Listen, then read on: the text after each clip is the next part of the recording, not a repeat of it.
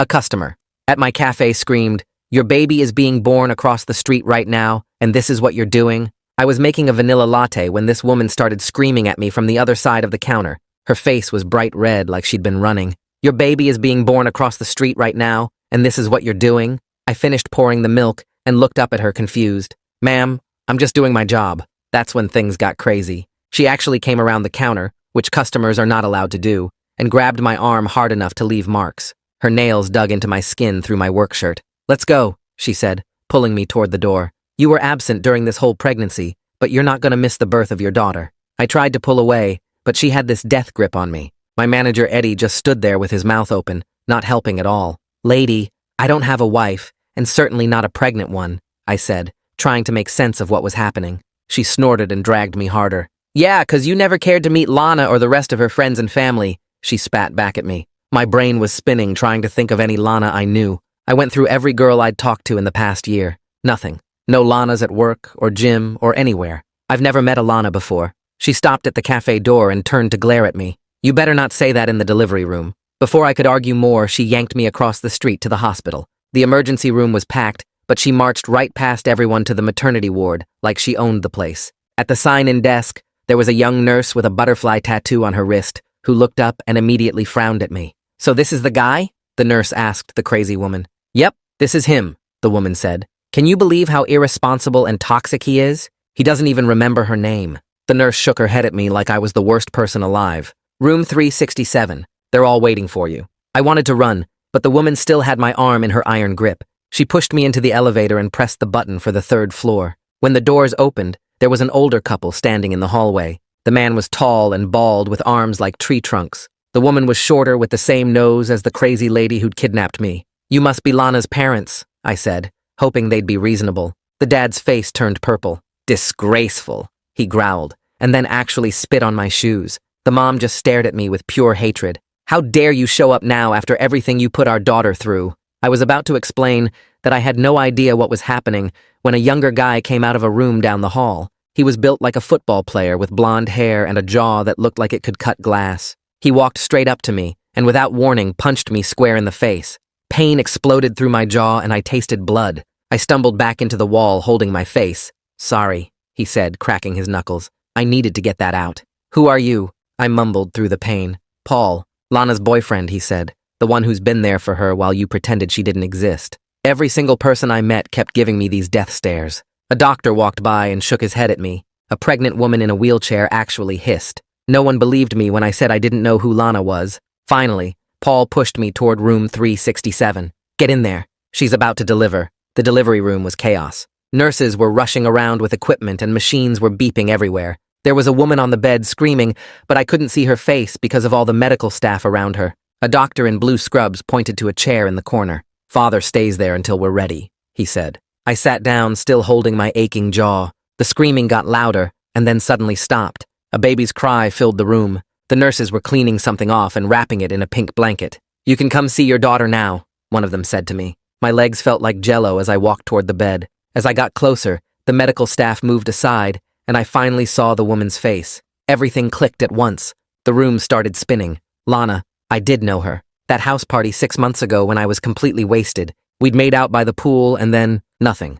I'd blacked out and woke up at home. Never saw her again or even remembered her name until right now. "You're insane," I said, staring at her exhausted face. "I want a paternity test done right now." She laughed weakly. "There's no need. Paul's infertile. I went to that party specifically looking for a father." I froze. "What?" "I only told you now because I'm gonna need child support," she said, holding the crying baby. "Congratulations, Daddy." I looked around. Not happening, and started walking out.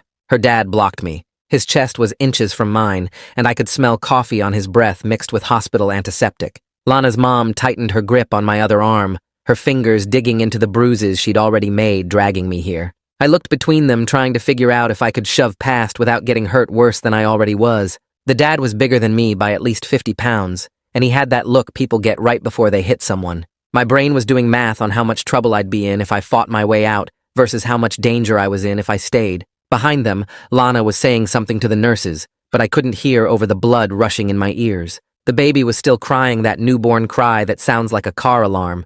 I tried to step sideways toward the window, but the mom moved with me, blocking that path too. They had me cornered, and they knew it. Paul moved between me and the doorway, and his face changed from that angry look to something else I couldn't read. He put his hand on Lana's dad's shoulder and pushed him back a step. "Let him go," Paul said, and everyone in the room went quiet, except the baby. Lana's dad turned to look at him like he'd grown a second head. "This needs to be handled through lawyers. Not like this," Paul continued, and his voice was steady, even though his hands were shaking. "You can't keep him here against his will. That's kidnapping or something." Lana's mom let go of my arm, looking confused. "But he needs to take responsibility," she said, and her voice cracked. Paul shook his head. "He will or he won't, but you can't force him. Not like this." I didn't wait to hear more. The second her fingers left my arm, I bolted for the door. I ran past Paul and the dad who tried to grab me but missed, out into the hallway where other hospital rooms had their doors open and people stared as I sprinted past. The elevator was too slow, so I hit the stairs,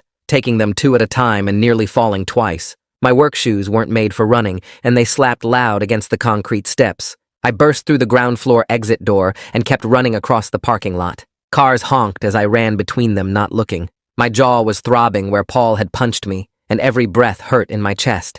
I didn't look back to see if anyone was following. I just ran, past the hospital, past the cafe where I'd been working an hour ago when my life was normal, past 3 blocks of shops and restaurants, past people on sidewalks who turned to stare at the crazy guy running like someone was chasing him. I finally stopped in a convenience store parking lot 6 blocks away and bent over trying to breathe. My whole body was shaking, so hard I thought I might throw up. My arm ached where Lana's mom had grabbed me, and I could see red marks forming that would definitely bruise. I pulled out my phone and my hands were shaking, so bad it took 3 tries to unlock it. I scrolled to Mom in my contacts and pressed call. It rang twice before she answered. "Hey, sweetie, what's up?" Her normal voice made something break inside me, and I started crying right there in the parking lot. "Mom, something really bad just happened," I said, and the words came out all shaky and wrong. I tried to explain about the woman dragging me from work, and the hospital, and Lana, and the baby, and Paul punching me, but it all came out jumbled. She kept saying, "Slow down, breathe," but I couldn't slow down. "She said she got pregnant on purpose," I finally managed to say. "She said she went to that party looking for someone to be the father because her boyfriend can't have kids." "Mom, I don't even remember her. I was so drunk that night I blacked out." There was silence on the other end for a few seconds. "Where are you right now?" she asked, and her voice had changed to that mom voice she uses when things are serious. I looked around. Some parking lot. I don't know. A convenience store on 4th Street, I think. "Stay exactly where you are," she said. "I'm getting in my car right now. We're going to fix this together because what she did isn't okay. Do you hear me? This isn't your fault." I sat down on the curb, still holding my phone after we hung up. My mom lives 2 hours away, so I had time to kill. I opened the browser on my phone and typed, "Got someone pregnant while blackout drunk," into the search bar. The results that came up made my stomach hurt. Article after article about consent and whether drunk people can consent to sex. I clicked on one from a legal website. Then I searched reproductive coercion because I'd seen that phrase in one of the articles. A whole page of results came up. Apparently there's actual legal words for what happened to me. The articles talked about consent and bodily autonomy and reproductive rights. One article said that intentionally getting pregnant without the other person's knowledge or agreement is a form of assault in some places. Another one talked about how men can be victims too, even though people don't usually think about it that way. I sat there reading on my phone while people went in and out of the convenience store giving me weird looks. This wasn't just some crazy situation. This was potentially a crime against me. My mom's car pulled into the parking lot an hour and 45 minutes later. She must have been speeding the whole way. She got out and hugged me so tight I could barely breathe, and I started crying again.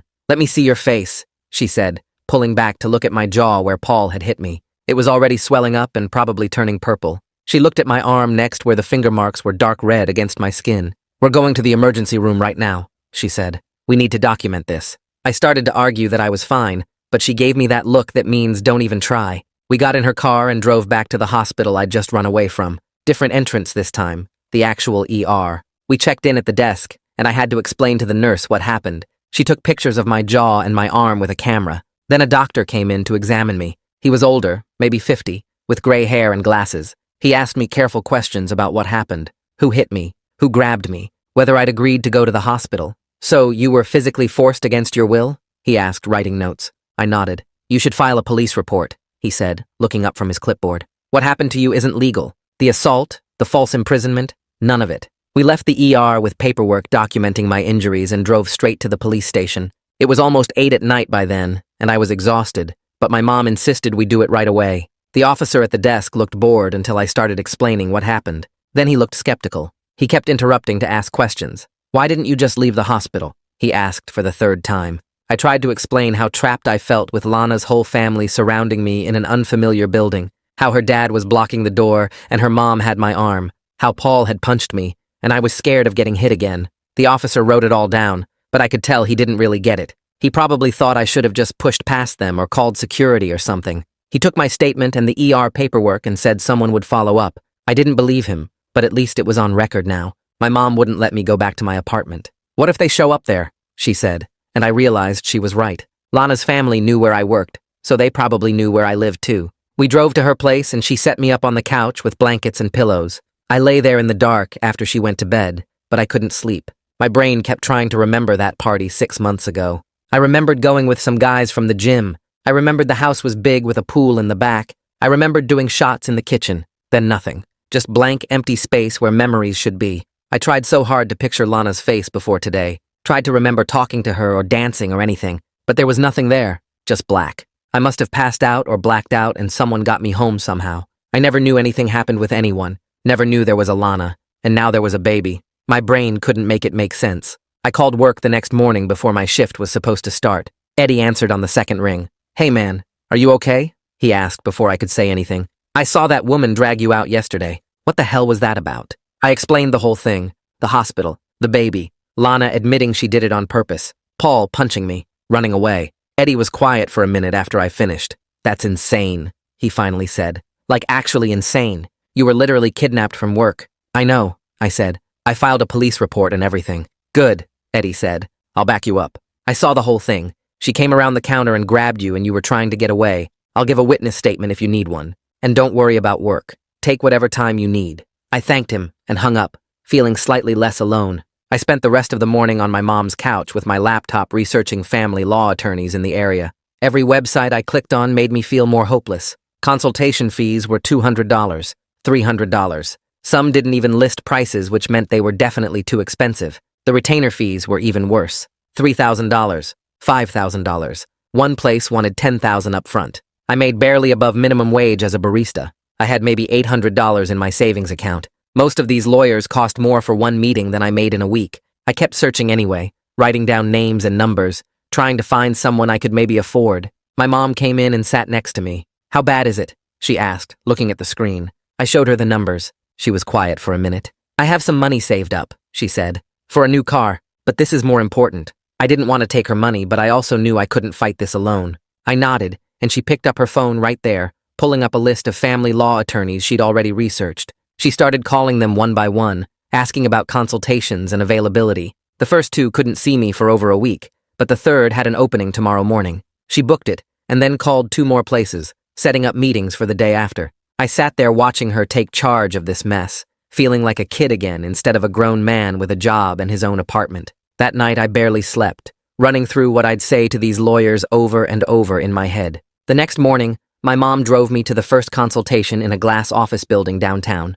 The waiting room had leather chairs and a water feature that made annoying, trickling sounds. A secretary led us back to meet the attorney, an older guy in an expensive suit who looked bored before I even started talking. I explained everything from the beginning while he checked his phone twice. When I got to the part about being blackout drunk and not remembering anything, he held up his hand. He told me I should just work out a payment plan with Lana, because fighting this would cost more than child support.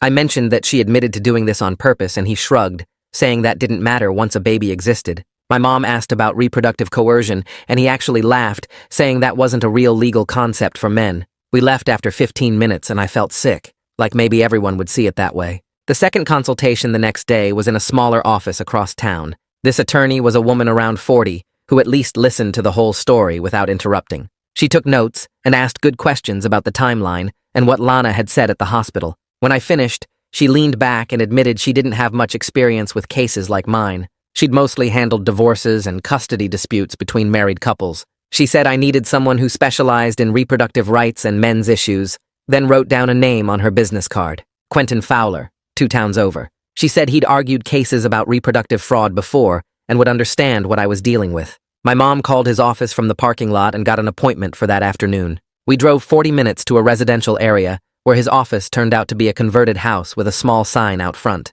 Inside looked nothing like the fancy places we'd been. Mismatched furniture filled the waiting room and stacks of legal books covered every surface. A young guy at the front desk told us to go straight back. Quentin's office was just as messy, with files piled on chairs and sticky notes covering his computer monitor. He looked younger than I expected, maybe 35, with glasses and a wrinkled shirt. But when I started explaining what happened, he didn't check his phone or look bored. He just listened, leaning forward with his elbows on the desk. I told him about the party, the blackout, waking up at home with no memory. I told him about being dragged to the hospital and Lana's admission that she'd done this on purpose. I told him about Paul punching me and her family spitting on my shoes. When I finished, he sat back in his chair and said this was exactly the kind of case he took. He explained that, yeah, I was probably the biological father based on what I'd described, but he said the circumstances of conception mattered legally and ethically. He talked about demanding a paternity test through proper channels, documenting the lack of consent, building a case that child support should be reduced or structured differently because of the reproductive coercion. He used that exact phrase and it made me feel less crazy. He said we'd argue that what Lana did violated my reproductive rights and bodily autonomy. The retainer fee was $3,000, which made my stomach drop. But Quentin said he'd do a payment plan because he believed in this case and wanted to establish legal precedent around consent in conception. My mom pulled out her checkbook and wrote a check for $1,000 as the first payment. I signed paperwork that made everything feel terrifyingly real. Quentin said he'd send a formal letter to Lana through the hospital address, demanding a court-ordered paternity test and putting her on notice that we were challenging any support claims. He'd document everything, including her admission about intentionally seeking me out as a sperm donor. We left his office, and I felt like maybe someone finally understood that this wasn't just about avoiding responsibility. 2 days later, I was working the morning shift at the cafe when Lana's mother burst through the door. She started screaming before she even reached the counter, waving a piece of paper in the air. She called me every name she could think of, saying I was trying to abandon my daughter with legal tricks. Other customers stopped what they were doing and stared. Lana's father came in behind her, his face red and his fists clenched. Eddie came out from the back and positioned himself between them and me. He told them they needed to leave, or he'd call the police. Lana's mother kept screaming about the lawyer letter, and how dare I question paternity when everyone knew the baby was mine. 3 regular customers who'd been sitting by the window got up and stood near Eddie, not saying anything but making it clear they had my back. Eddie pulled out his phone and started dialing. That finally made them leave, but not before Lana's father knocked over a display of coffee mugs near the door. After they left, I was shaking, so hard I had to sit down in the back room. Eddie came back and told me not to worry, that everyone saw them harassing me. He said 3 customers had already given him their contact information in case I needed witnesses. One of them was a regular named Beth, who came in every morning for a cappuccino. She'd seen the whole thing and told Eddie she'd be happy to write a statement about the harassment. I called Quentin from the back room and told him what happened. He said to write down everything I remembered while it was fresh, including the names of witnesses. That afternoon, he filed a petition with family court requesting the paternity test and a temporary restraining order against Lana's family because of the harassment and assault at the hospital. He said the court date was set for 3 weeks out. 3 weeks felt like forever when my life was falling apart around me. The next day at work, I was pouring a cappuccino when a customer raised his voice about wanting extra foam. My hands started shaking so bad I nearly dropped the pitcher. My chest got tight and I couldn't breathe right. The guy kept talking, but all I could hear was that woman's voice screaming at me. I set down the pitcher and walked to the back room. Eddie found me sitting on a milk crate trying to get air into my lungs. He didn't ask questions, just told me to take 10 minutes. After that, he started scheduling me for more inventory and prep work in the back. I spent my shifts counting coffee beans and organizing supplies instead of dealing with customers. It helped, but I felt broken, like I couldn't even do my basic job anymore without falling apart. My mom called every day to check on me, and one morning she said she found someone who could help. The therapist's office was in a house that had been converted into medical suites. I sat in the waiting room feeling stupid for needing therapy over something people kept telling me I should just accept. The therapist was older with gray hair and glasses. She had me explain everything that happened. When I got to the part about being dragged from work, she stopped me and said what I experienced was a violation of my bodily autonomy. She used those exact words. She said men can be victims of reproductive coercion, and what I was feeling was a normal trauma response. I wanted to cry from relief, that someone finally understood this wasn't just me being difficult. My mom was paying for the sessions from money she'd saved for a new car. I felt guilty about that on top of everything else. Then Lana posted on social media. Someone sent me a screenshot because I'd already blocked her. The photo showed her holding the baby with a long caption about how I abandoned them. She wrote that I refused to even meet my daughter or help with any expenses. She tagged the cafe's business page and 3 local community groups. My phone started blowing up within an hour. Messages from people I'd never met calling me worthless and selfish. Comments saying I should be forced to pay or thrown in jail. Someone found my personal account and posted my photo in the comments saying this was what a deadbeat looked like. I screenshotted everything with shaking hands. Quentin told me not to respond publicly, no matter how much I wanted to defend myself. He said engaging would only make it worse, and we needed to document the harassment for court. It was torture watching strangers tear me apart online, while I couldn't say anything back. The cafe's social media filled up with comments about me. People saying they'd never come back if the business employed someone like me. Others demanding Eddie fire me. Eddie had to turn off comments completely and remove the review section. He called me into his office, and I thought for sure I was getting fired. Instead, he told me my job was safe, and he believed me. But I could see the stress on his face. The cafe's reputation was taking hits because of me. I offered to quit, but he refused. That just made me feel worse, knowing I was hurting someone who'd been good to me. 3 weeks after Quentin filed the petition, we had our first court date. I put on the only dress shirt I owned and met Quentin outside the courthouse. My stomach was doing flips. We walked into the courtroom, and there was Lana sitting at the other table with her lawyer. This was the first time I'd seen her since the hospital. She looked tired, but she glared at me like I was the villain in this story. Her lawyer argued that a paternity test wasn't needed because Paul was infertile, so obviously I was the father. Quentin stood up and said establishing paternity through proper legal channels was my right, regardless of anyone's fertility status. The judge was an older man who looked bored with the whole thing. He ordered the paternity test and granted a temporary restraining order against Lana's family. Lana's lawyer objected, but the judge cut her off saying the assault and harassment were documented. I felt a tiny bit of relief walking out of there. The paternity test appointment was at a lab in a strip mall. I sat in the waiting room trying not to look at Lana, who was across from me with the baby. The baby made little sounds, and I forced myself not to look over. A technician called us back to a room with medical posters on the walls. She handed me a long swab and told me to rub it inside my cheek for 30 seconds. Lana sat in a chair by the wall holding the baby the whole time. The technician took the swab from me and then swabbed the baby's cheek while it squirmed. The whole thing took maybe 5 minutes. The technician said results would be ready in 2 weeks and we could leave. Walking out to my car, I felt sick. That baby might be genetically connected to me, and I felt absolutely nothing looking at it. The 2 weeks waiting for results were awful. Every morning I woke up and checked my phone hoping for an email from Quentin. Every day there was nothing. My mom had me come over to help her repaint her kitchen, but I kept messing up because I couldn't focus. She'd ask me to hand her the roller and I'd just stand there staring at nothing. My brain was stuck playing out every possible outcome. What if the test came back positive? What if I really was the father? What if I had to pay support for 18 years? What if people kept harassing me forever? I couldn't shut my thoughts off. One night I couldn't sleep, so I started Googling Lana's name. I found her Facebook and Instagram, but they were private. Then I tried adding fertility forum names to the search. That's when I found her posts on a trying to conceive message board. She'd been active for over a year. Posts about Paul's infertility. Posts about wanting a baby desperately. Posts asking others how they'd dealt with similar situations. I called Quentin the next morning and he helped me archive everything. We found posts from 8 months ago where she talked about Paul's test results confirming he couldn't have kids. Posts from 7 months ago discussing options. One post from 7 months ago made my stomach turn. She wrote that her boyfriend couldn't give her a baby and asked if anyone had considered alternative options. Another user responded suggesting she could find a one-night stand at a party and her boyfriend would never have to know. Lana's response was just a thinking emoji. The timeline matched exactly. 7 months ago, right before that party where I blacked out. I ran to the bathroom and threw up. This wasn't an accident. She'd planned this. She'd gone to that party specifically looking for someone to use.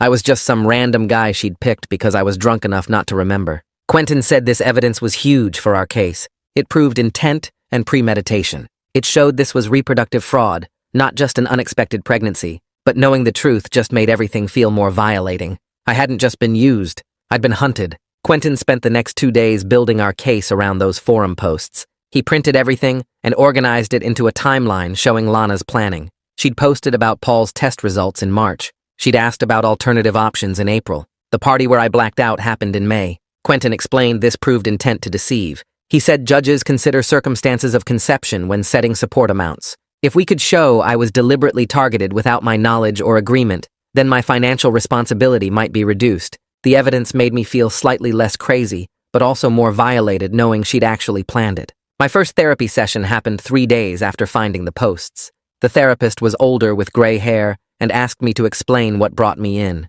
I told her about the party, the blackout, Lana's admission at the hospital. She listened without judging and then said something that stuck with me. She explained, reproductive autonomy means having control over if and when you become a parent. She said what happened to me was a violation of that autonomy regardless of my gender. Society doesn't usually recognize men as victims in pregnancy situations, but that doesn't make the trauma less real. Hearing those words from a professional made something loosen in my chest. I wasn't overreacting. I wasn't being dramatic. What Lana did actually mattered. The sessions became weekly, and each one helped me process a different piece of the nightmare. One week about the message from Paul that appeared in my Instagram requests. His profile picture showed him on a boat holding a fishing rod. The message was short, asking if we could talk without lawyers or family around. I stared at my phone for 10 minutes trying to figure out his angle. Was this a trap? Did Lana send him to manipulate me? I screenshot the message and sent it to Quentin, who called me immediately. He said it was my choice, but advised caution. Paul might be gathering information for Lana's side, but something in the message felt genuine. I wrote back saying we could meet at the public park near the library. Paul responded within minutes, agreeing to meet the next afternoon. I got there early and sat on a bench near the playground watching kids on the swings. Paul showed up exactly on time, walking across the grass toward me. He looked different from the hospital. His face was thinner, and he had dark circles under his eyes like he hadn't slept in weeks. He sat down on the other end of the bench, leaving space between us. The first thing he said was an apology for punching me. He rubbed his knuckles and admitted he'd been wrong. Lana had told him I'd followed her around at the party, being aggressive and pushy. She'd made it sound like I was some creep who'd taken advantage of her when she was vulnerable. Paul had believed her completely and wanted to defend her honor. Now he wasn't sure what to believe anymore. I asked him what changed his mind. Paul pulled out his phone and showed me screenshots of Lana's forum posts. He'd found them the same way I did, by searching her username across different sites. Reading her words about needing a baby and considering one-night stands had made him sick. He'd confronted her, and she'd tried to say it was all hypothetical, but the dates matched too perfectly. The timeline proved she'd gone to that party hunting for someone to use. Paul leaned forward with his elbows on his knees, staring at the playground. He started talking about their relationship and how controlling Lana had become over the past year. She'd isolated him from his friends. She'd made all their decisions about where to live and what to do. He'd thought it was just her being organized and knowing what she wanted. Now he realized she'd been manipulating him the whole time. He said he felt used too, like she'd picked him as a provider and caretaker, while going elsewhere for the genetic material she actually wanted. His voice cracked when he admitted he'd loved her and thought they'd build a family together someday through adoption or other options. Finding out she'd done this behind his back destroyed everything he'd believed about their relationship. I asked if Lana's parents knew about the forum posts or her hospital admission. Paul shook his head. They had no idea their daughter had planned any of this. Lana had told them I was her ex-boyfriend who'd gotten her pregnant and then ghosted her. They genuinely believed I'd abandoned their daughter during her pregnancy. Paul said he'd tried to tell them the truth, but they wouldn't listen. They'd invested so much in hating me that admitting Lana lied would mean facing their own actions. He looked torn, sitting there like part of him still wanted to protect Lana despite everything. I understood that feeling. Even when someone hurts you, it's hard to completely stop caring about them. We sat in silence for a minute, watching a mom push her toddler on the swing. Finally, I asked Paul what he wanted from this conversation. He turned to look at me and said honestly he didn't know. Maybe he just needed to talk to someone who understood what it felt like to be manipulated by Lana. Maybe he wanted to make sure I knew he hadn't been part of her plan. We exchanged phone numbers before he left. Paul said he'd think about whether he could provide testimony about what Lana had told him. He wasn't ready to commit, but he wasn't saying no either. The paternity results arrived 2 weeks later. Quentin called me to come to his office instead of emailing them. I knew that meant the news wasn't good. Walking into his office, I saw the envelope on his desk with the lab's logo. He handed it to me, and I opened it with shaking hands. The document had lots of technical language about genetic markers and probability percentages. The conclusion was clear, though. 99.9% certainty that I was the biological father. I sat down hard in the chair across from Quentin's desk. My ears were ringing, and the room felt too hot. There was a baby in the world who shared my DNA, a child I'd never agreed to create with a woman who'd used me without my knowledge. The reality of it hit me like a truck. Quentin gave me a minute to process before starting to talk about next steps. He said we'd pivot our legal strategy to focus on reduced support obligations and minimal custody. The circumstances of conception mattered. Courts had to consider the lack of consent and the fraud involved when determining my financial and parental responsibilities. He explained I had biological responsibility now that paternity was confirmed, but that didn't mean I owed Lana everything she'd demand. We could argue for lower payments based on the reproductive coercion. We could request supervised visitation only if I chose to have any relationship with the child. Quentin said judges had discretion in these cases, especially with our evidence. 3 days later, a thick envelope arrived at my apartment from Lana's lawyer. Inside was a demand letter typed on official letterwork requesting full child support payments calculated from my income. They wanted 40% of my paycheck plus half of all childcare costs and half of all medical expenses. I did the math sitting at my kitchen table. 40% would leave me barely enough to cover rent and food. I'd have to get a second job or move back in with my mom permanently. The amount felt deliberately punishing, like they were trying to destroy my life for not playing along with Lana's plan. I drove to my mom's house that night because I couldn't stand being alone with those numbers in my head. She opened the door and took one look at my face before pulling me inside. I sat on her couch and showed her the demand letter with shaking hands. She read it twice, and her face got tight and angry. I started doing the math out loud, calculating what 40% of my paycheck meant for rent and food and gas. The numbers didn't work no matter how I rearranged them. I'd have to get a second job working nights or weekends just to survive, or move back here permanently and sleep on this couch for the next 18 years. My voice cracked when I said that part, and suddenly I was crying, really crying, for the first time since this whole thing started. My mom sat next to me and didn't say anything, just let me fall apart on her shoulder. The injustice of it burned in my chest. I never agreed to any of this, never chose to create a child, never even remembered the night it happened. But somehow I was the one being punished while Lana got exactly what she wanted. I cried until my head hurt and my throat was raw. My mom made tea, and we sat there until almost midnight talking about options.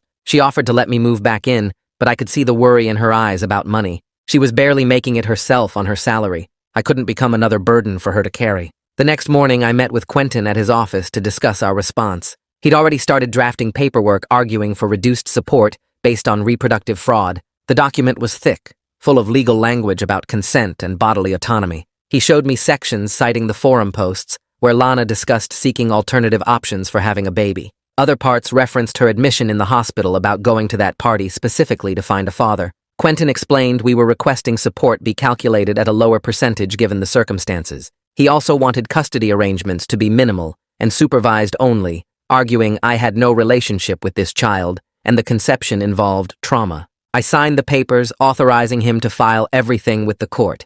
He said the response would go to Lana's lawyer within 48 hours. Part of me felt guilty about fighting against supporting a baby who didn't ask to be born into this mess. But another part of me knew I couldn't let Lana destroy my life completely just because her plan worked. 3 days before our court hearing, my phone rang with a number I recognized. Paul. I almost didn't answer, but curiosity won. His voice sounded different from at the hospital, quieter and less angry. He told me he'd been thinking a lot about everything, about what Lana said in that delivery room, about the forum posts I'd found, about how she'd acted during the whole pregnancy. He said he was moving out of their apartment and ending the relationship.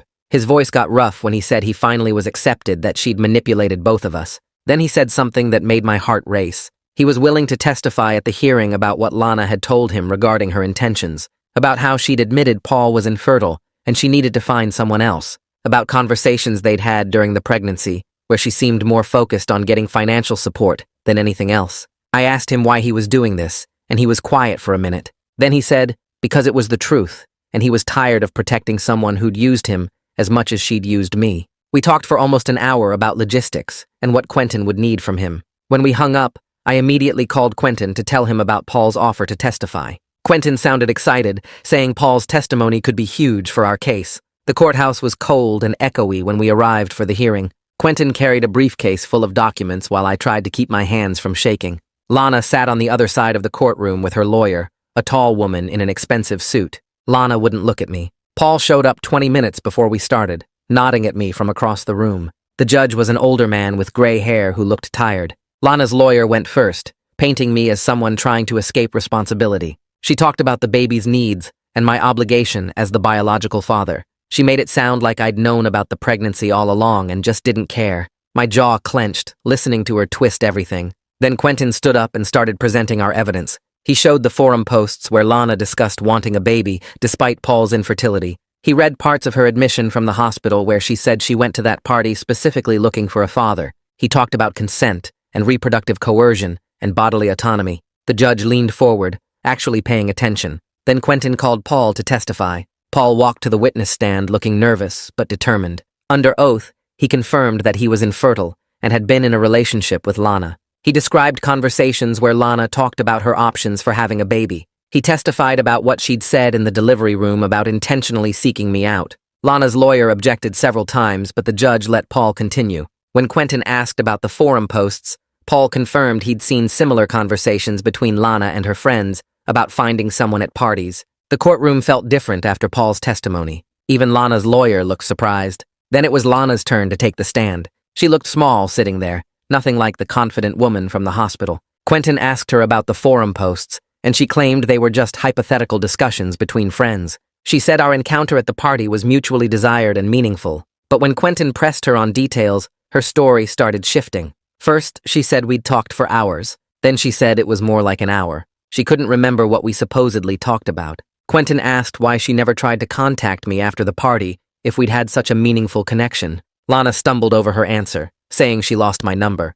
But then Quentin pointed out she'd never asked for my number according to her own previous statement. She said she got it from a mutual friend, but couldn't name the friend. Her lawyer objected again, but the damage was done. Lana kept contradicting herself, getting defensive and angry. She insisted everything was my fault for not remembering her. Quentin asked about her admission in the hospital, that she'd gone to the party looking for a father. Lana tried to claim she'd been confused after giving birth, that she didn't mean it that way. But her voice wavered, and even the judge looked skeptical. When she finally stepped down, she was crying, and her lawyer looked frustrated. The judge called for a recess, and everyone stood up. I thought we'd get a decision right away, but instead, the judge said he was assigning a court psychologist to evaluate all parties. Her name was Juliet McLean, and she'd provide recommendations about custody and support arrangements. The evaluation would take 4 weeks, which meant waiting even longer for answers. But Quentin seemed pleased when we left the courtroom. He said the judge ordering an evaluation meant he was taking the reproductive coercion seriously.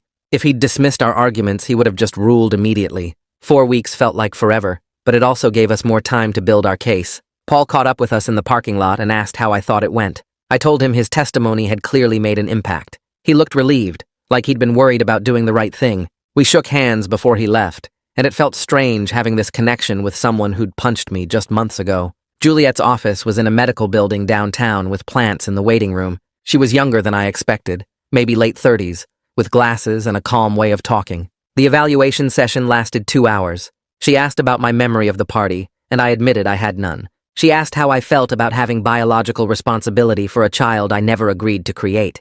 I was honest about the trauma and confusion, about feeling violated even though society didn't recognize men as victims in reproductive situations, about my conflicted feelings toward a baby who existed because someone used my body without consent. Juliet listened carefully and took notes, but never seemed judgmental. She asked what kind of relationship I could imagine having with this child, and I said honestly, I didn't know. Maybe someday when I'd processed everything. Maybe never. I didn't feel like a father. I felt like a victim being forced into a role I never chose. She asked about the support demand, and I showed her my budget, explaining how 40% would make it impossible to survive. She asked about my job and my plans, and whether I'd ever wanted kids. I told her maybe someday with someone I chose, when I was ready, but not like this. Never like this. When the session ended, Juliet said she'd be meeting with Lana and Paul separately over the next 2 weeks. Paul texted me after his evaluation saying Juliet had asked detailed questions about Lana's behavior during the pregnancy, about statements Lana made regarding intentionally seeking a sperm donor,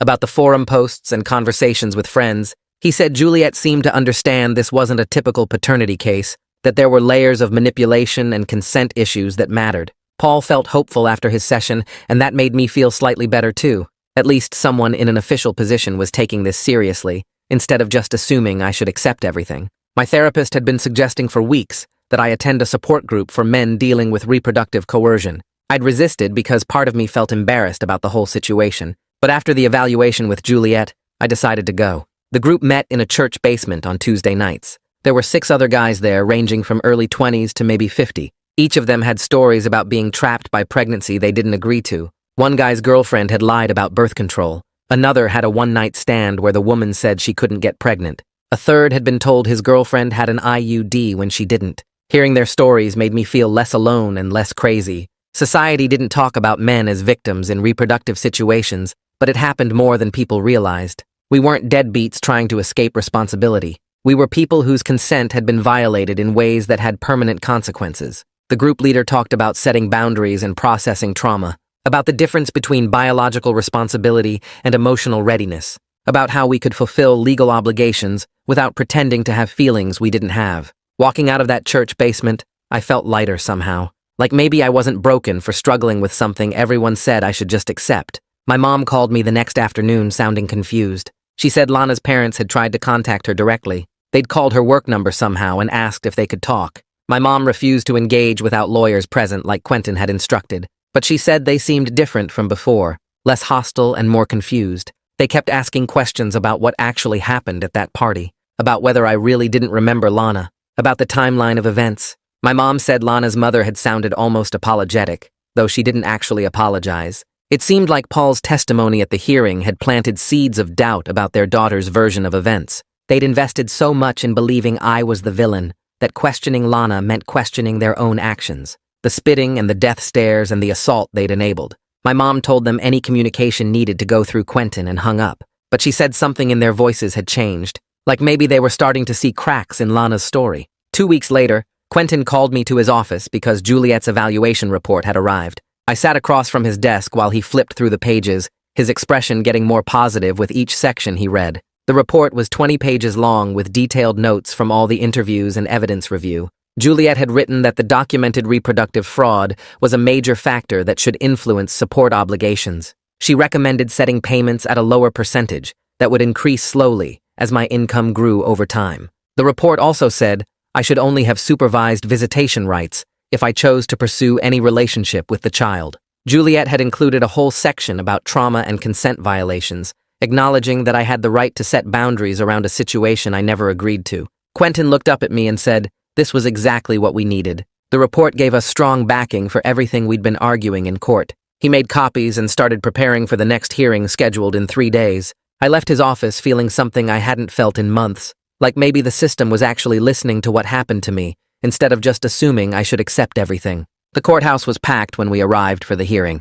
Lana sat at the other table with her lawyer, not looking at me once during the whole proceeding. The judge came in, and everyone stood up. Then he started reviewing Juliet's report out loud. He read the sections about reproductive fraud and consent violations, nodding as he went through the recommendations. Lana's lawyer tried to argue that the report was biased and didn't consider the child's needs properly. The judge cut her off and said the child's needs were important, but so was the context of how the child came to exist. He issued a temporary order right there setting support at 20% of my income instead of the 40% Lana had demanded. The order included a clause saying the amount could be changed if evidence of fraud got proven in criminal court. Then the judge granted the restraining order against Lana's family for the assault and harassment. He looked directly at Lana and told her she needed to stop all the social media posts and public harassment immediately, or she'd face contempt charges. My hands were shaking as I wrote down everything the judge said. 20% was still a lot of money, but it was manageable with my current job. I wouldn't have to move back home permanently or get a second job just to survive. Quentin squeezed my shoulder as we left the courtroom. The next step was filing a formal complaint with the district attorney about what Lana did. Quentin drove me to the DA's office downtown in a building with metal detectors and security guards everywhere. We sat in a waiting room for an hour before a prosecutor finally called us back. The prosecutor was a woman in her 50s who looked tired and overworked. Quentin explained the whole situation while she took notes, showing her copies of the forum posts and Lana's admission at the hospital. She listened carefully, but her face told me she wasn't optimistic. When Quentin finished, she put down her pen and said honestly, criminal prosecution for reproductive coercion was extremely rare. The laws weren't clear, and juries had a hard time seeing men as victims in these situations. She said she'd open a case file and document everything we brought her, but I shouldn't expect charges to actually be filed. Quentin had warned me this would probably happen, but hearing it still hurt. The prosecutor did say having an official complaint on record would help our civil case and document the harm done. She gave me a case number and told me to contact her if I remembered any other details about that night at the party. Walking out of the DA's office, I felt frustrated that the criminal system wouldn't help, but also relieved that at least someone official had written down what happened to me. 2 months after that horrible day at the hospital, I finally moved back to my own apartment. My mom helped me pack up my stuff from her place and drove me home. The apartment felt different somehow, like I was seeing it with new eyes after everything that happened. I unpacked slowly, putting things back where they belonged, and trying to reclaim my space. The reduced support payments were manageable with my barista job, though I was still working extra shifts on weekends to build up savings. Quentin had warned me that Lana might try to modify the order later if her situation changed, so I needed a cushion in case court costs came up again. I set up automatic payments so I wouldn't have to think about it every month. The money went into an account for the baby, and I tried not to picture where it actually went or what it paid for. My therapist said it was okay to fulfill my legal obligations without engaging emotionally, that I could send money without pretending to have feelings I didn't have. Being back in my own place felt like taking back control of my life piece by piece. Paul started texting me every few weeks just to check in and see how I was doing. At first, it felt weird having any contact with someone so connected to Lana, but gradually I realized we had this shared experience that nobody else really understood. We met up for coffee one afternoon, and he told me about his therapy sessions. His therapist was helping him process how Lana had manipulated both of us for her own purposes. Paul said he was starting to date again, but being very careful about trust and honesty. He'd learned that he needed someone who valued mutual respect, instead of just using him as a provider, while she did whatever she wanted. We talked about how society didn't really have language for what happened to us, how men being victims of reproductive coercion wasn't something people took seriously. Paul had joined a support group similar to mine and found it helpful to talk with other guys who'd been through similar things. By the end of coffee, I realized we'd actually become friends in this unlikely way, bonded by being manipulated by the same person. He texted me later that week about a basketball game, and we made plans to go together. 3 months after the temporary order, Lana made one final attempt to contact me directly. A long message showed up in my phone from a number I didn't recognize. She must have gotten a new phone or borrowed someone else's to get around the restraining order. The message went on for paragraphs about how she did everything for love of the baby and couldn't understand why I was being so difficult. She said the baby deserved a father who cared, and I was being selfish, putting my own feelings first. She claimed she never meant to hurt anyone and just wanted to create a family. The message made my stomach turn, because even now she couldn't acknowledge what she'd actually done. There was no apology or recognition that she'd violated my consent, just more excuses and blame shifting, making herself the victim of my supposed cruelty. I took screenshots of the entire message and forwarded it to Quentin without typing any response. He replied within an hour, saying this was perfect evidence of continued harassment despite court orders. Her complete lack of understanding about why what she did was wrong just confirmed that I'd made the right choice keeping boundaries. I blocked the number and tried to forget about it. 6 months after that horrible day in the hospital, I was in a much better place mentally and emotionally. Therapy had helped me process the trauma in ways I didn't think were possible back when everything first happened. I'd learned to set firm boundaries with people and situations, understanding that I could fulfill my legal obligations without sacrificing my own well-being. The support group continued to be helpful, giving me a place to talk about things most people didn't understand. My therapist helped me see that I didn't have to pretend to have feelings I didn't have just because society expected certain emotions from biological parents. I could acknowledge the reality of the situation while also protecting myself from further harm. Work was going well, and Eddie had mentioned possibly promoting me to shift supervisor. The regular customers who'd witnessed the harassment had become protective of me in this sweet way, always asking how I was doing. I'd started dating again cautiously, being very upfront about my situation and the importance of clear consent and communication. It felt good to be excited about my future again, instead of just surviving day to day. The judge called us back to court for a final hearing to make the temporary orders permanent. Quentin had prepared a thick folder of evidence including Lana's harassing message and documentation of her continued social media posts, despite warnings. The judge reviewed everything carefully before issuing his final order. He maintained the reduced support structure at 20% of my income, with the same clause about possible modification if criminal charges ever got filed. He also made the supervised visitation rights permanent, but emphasized these were rights I could choose to exercise, not requirements. Quentin explained after the hearing that this was actually a significant victory for our side. We'd established legal precedent that reproductive fraud mattered in determining parental obligations. Other lawyers could now cite this case when arguing similar situations. The judge had acknowledged in his written order that consent in conception was a relevant factor, not just biological paternity. Quentin seemed genuinely proud of what we'd accomplished,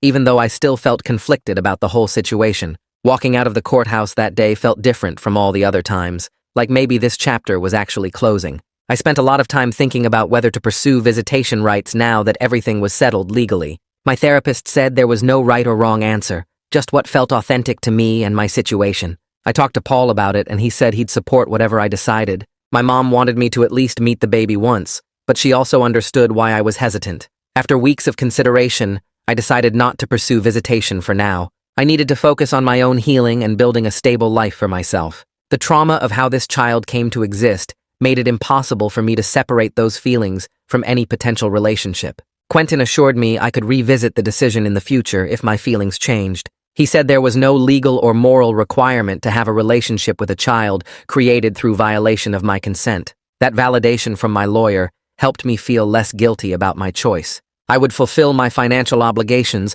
because the law required it, but I didn't have to force an emotional connection that didn't exist. 2 weeks after the final hearing, a letter arrived at my apartment from a law office I didn't recognize. Inside was a formal written apology from Lana's parents. They acknowledged they had acted on false information and expressed regret for the assault and harassment. The letter said they'd learned more about what actually happened at that party and realized their daughter hadn't been honest with them. They apologized for the spitting and the death stares and for enabling Paul to punch me. The apology felt genuine in a way that surprised me, like they'd actually done some reflection about their actions. I sat with the letter for a few days, trying to decide how to respond.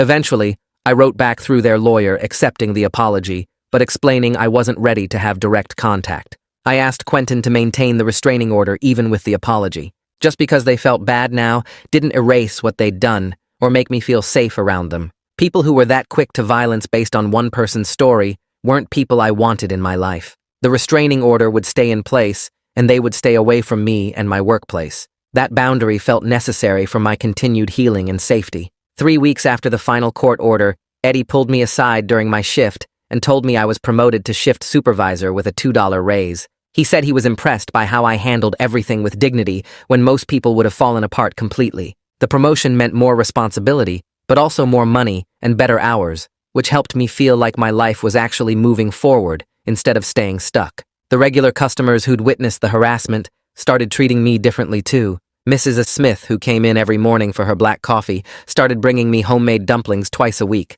The college students who studied at the corner table always made sure to ask how I was doing, and one of them even offered to help if I ever needed anything. It felt strange having this unexpected support network at work, but also comforting to know people had my back after everything that happened. My mom used what was left from the lawyer fund to book us a cabin in the mountains for a long weekend. We drove up on a Friday after my shift and spent 3 days hiking trails and cooking meals together. On the second day, we climbed to a lookout point and sat on the rocks talking about my plans for the future. She asked if I was thinking about going back to the school or maybe finding a career path beyond the cafe. I told her honestly that for the first time in months, I was actually excited about my life again, instead of just trying to survive each day. The legal battle was over, and I could finally think about what I wanted instead of constantly defending myself. We talked about maybe taking some business classes at the community college so I could work toward managing my own cafe someday. 6 months after the mountain trip, I started dating again, but I was extremely careful about it.